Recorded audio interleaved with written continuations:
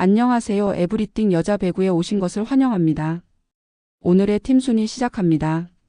2024-2025 한국 여자 프로 배구 리그 팀 순위를 통한 심층 분석 순위 경쟁, 강점과 약점 그리고 향후 전망.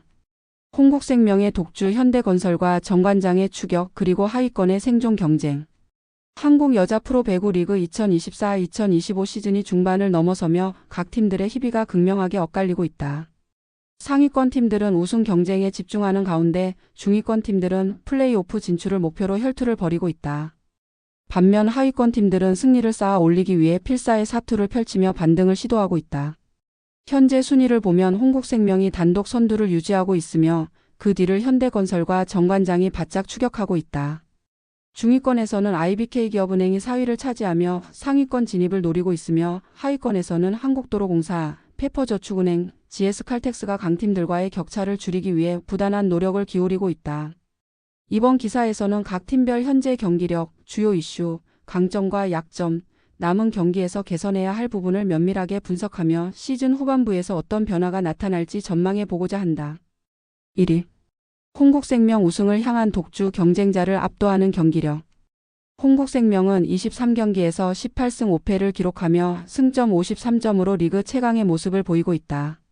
세트 득실률 2.107, 득점 비율 1.125로 리그 최고 수준을 기록하며 팀 전체적으로 강력한 전력을 자랑한다.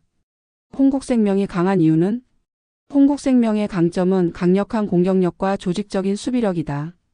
경기당 평균 득점이 2012점으로 리그 최상위권에 위치해 있으며 이는 탄탄한 공격 옵션을 갖추고 있다는 의미다.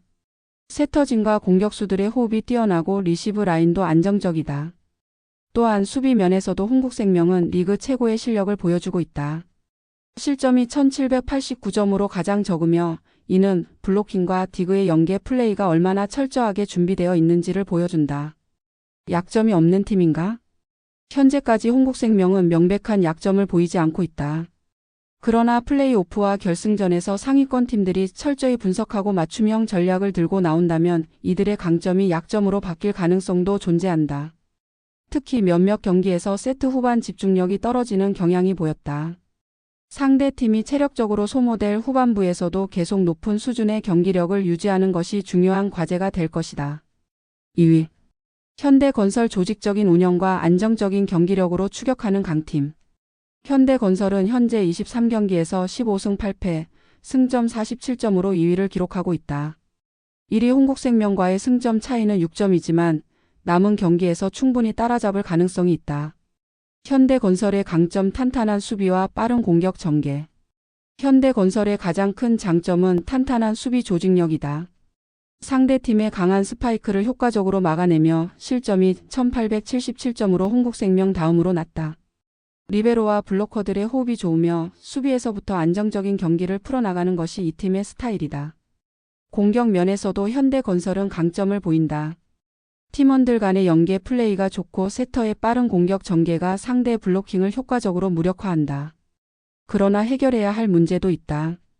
현대건설은 공격력이 강하지만 결정적인 순간에서 집중력이 떨어지는 모습을 보인다.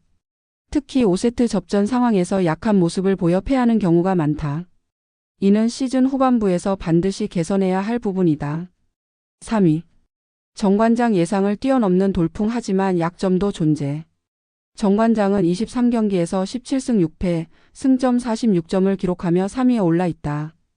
예상보다 뛰어난 성적을 기록하며 상위권 경쟁을 이어가고 있다. 강력한 공격력과 높은 득점력. 정관장은 총 득점 2101점으로 리그 최다 득점팀이다. 공격력이 매우 강하며 다양한 공격 루트를 활용해 득점을 쌓고 있다. 팀 전체적으로 공격력이 고르게 분포되어 있어 상대팀이 특정 공격수를 집중 견제하기 어려운 장점이 있다. 그러나 수비가 불안하다. 정관장은 실점이 2007점으로 상위권 팀 중 가장 높다. 이는 수비가 상대적으로 약하며 경기 운영이 공격 중심적이라는 것을 의미한다. 특히 상대팀의 강한 서브에 리시브가 흔들리면서 세트 후반부에서 점수를 내주는 경우가 많다. 플레이오프 진출을 넘어 결승까지 올라가기 위해서는 리시브 안정화와 수비 강화가 필수적이다. 4위. IBK기업은행 플레이오프 진출을 위한 필사의 사투.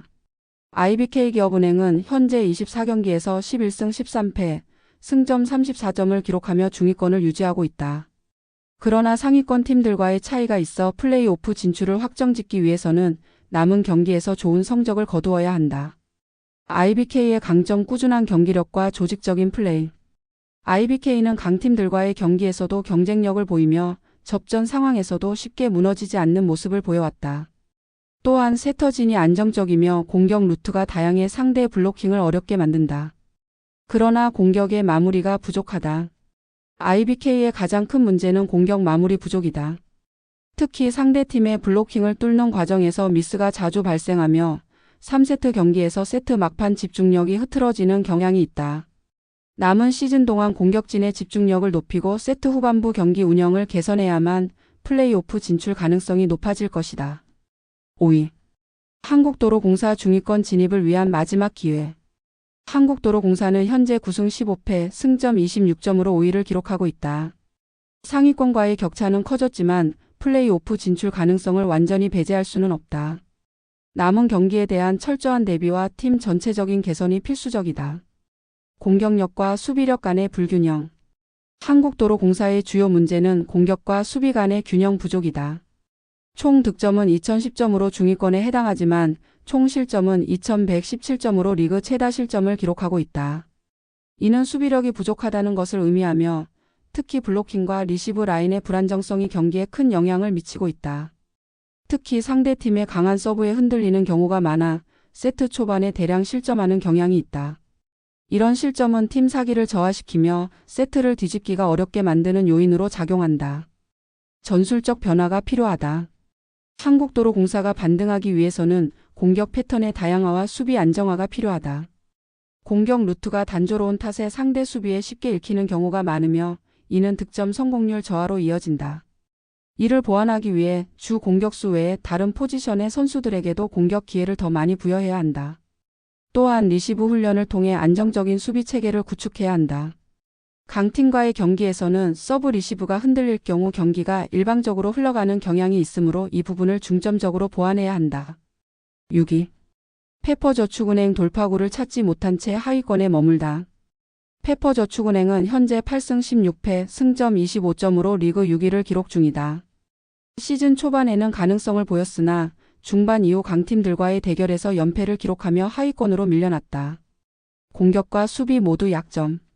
페퍼저축은행의 가장 큰 문제는 공격력과 수비력 모두 리그 평균에 미치지 못한다는 점이다.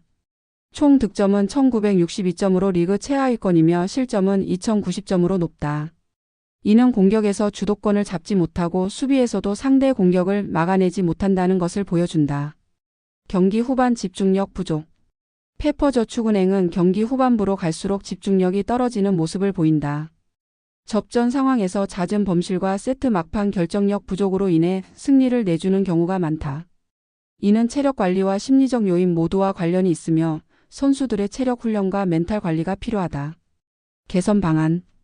공격력 강화. 특정 선수에게만 의존하는 공격 전략에서 벗어나 다양한 선수들을 활용한 공격 패턴을 개발해야 한다.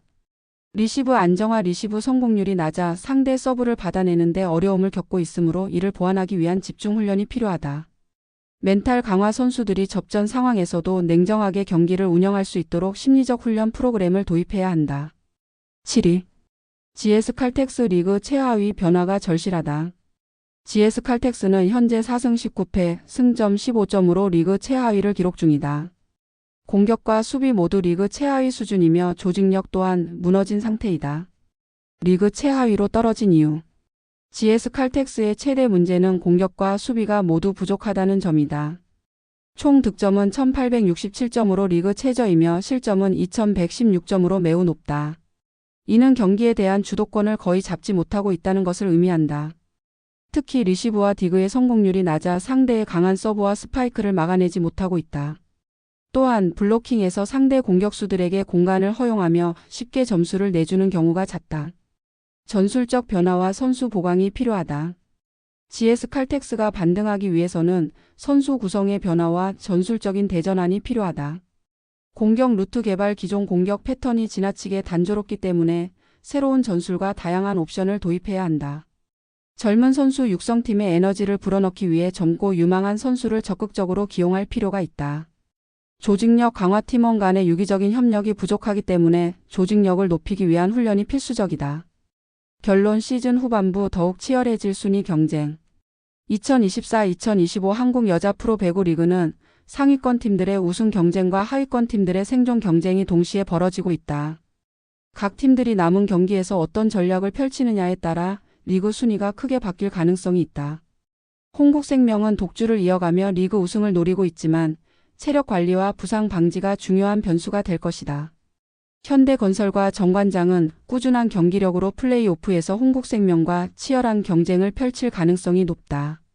IBK기업은행은 중위권을 유지하며 플레이오프 진출 가능성을 높이고 있지만 경기 후반 집중력 향상이 필요하다. 한국도로공사, 페퍼저축은행, GS칼텍스는 각각 공격과 수비의 개선을 통해 하위권 탈출을 노리고 있다.